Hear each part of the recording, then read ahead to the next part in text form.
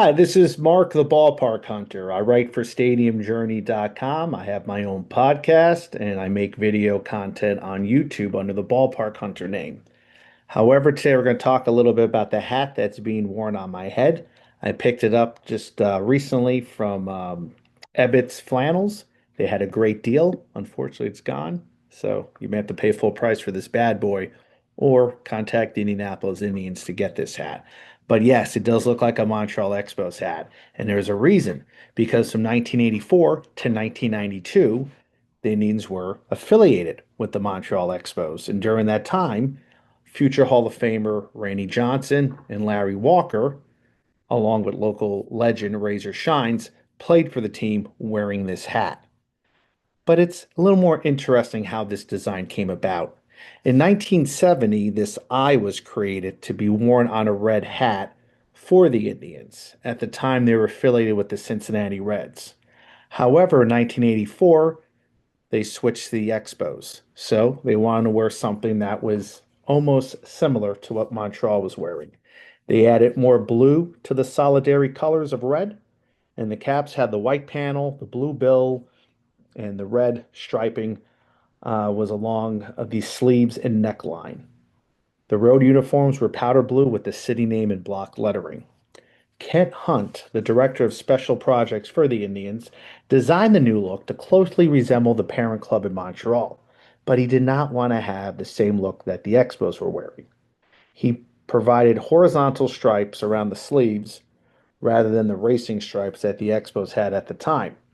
It was a look that would let people know who they were affiliated with, but also create a unique style all its own to Indianapolis, not Montreal. So, I mean, if I wear this hat, you know it's a Montreal Expos hat, uh, an affiliate. And if you were a fan of the Jacksonville Suns, they also had a similar look with this hat as well. But I like this hat. It does tell you it's a little bit different than what Montreal was wearing.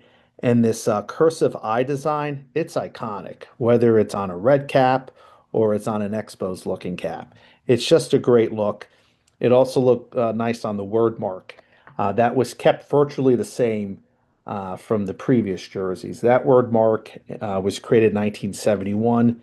This letter I was created in 1970. Kind of a weird little history of this I mark.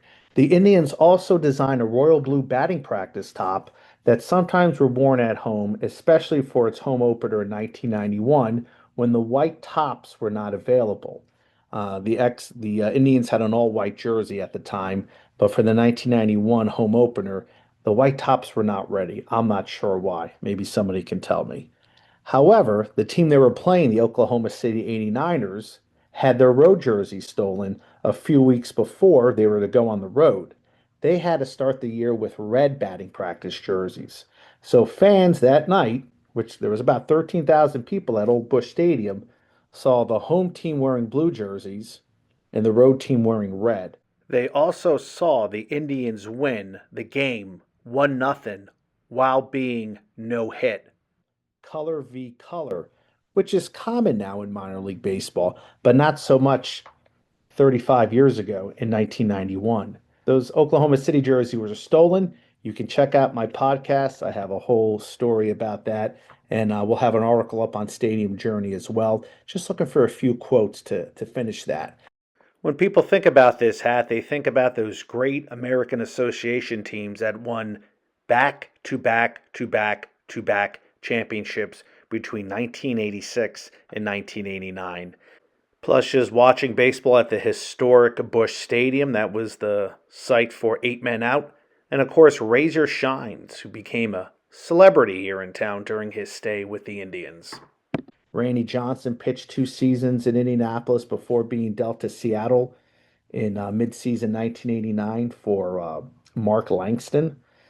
And he went on to become one of the winningest lefty pitchers of all time. He's a Hall of Famer, 3,000 strikeouts, 300 wins. I mean, people got to see him here in Indy. So it's a nice look. You can still go to the gift shop at Victory Field to purchase this cap. They have different varieties. You can also order it online.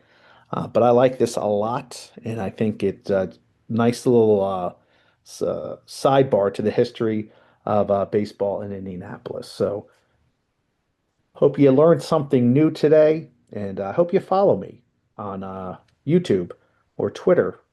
And I hope you read some of my articles on Stadium Journey. This is Mark of the Ballpark Hunter saying peace, love, and ballparks.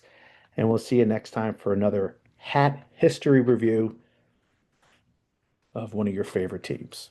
See you next time. Happy hunting.